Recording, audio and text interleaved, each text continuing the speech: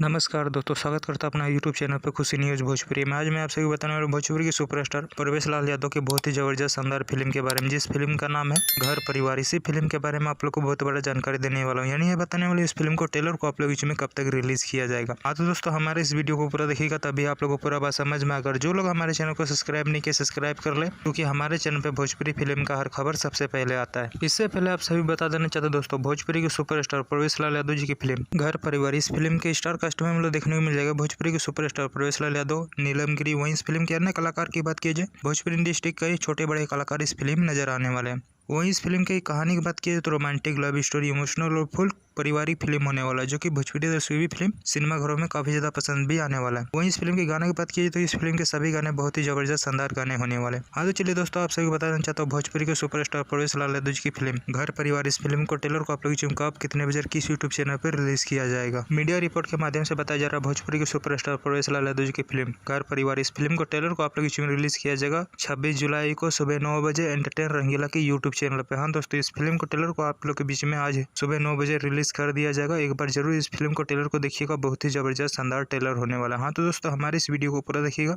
तभी आप लोग को पूरा बात समझ में आएगा। और दोस्तों, ये वीडियो आप लोगों को पसंद आया तो ज्यादा से ज्यादा लाइक करें, सब्सक्राइब करें। धन्यवाद दोस्तों।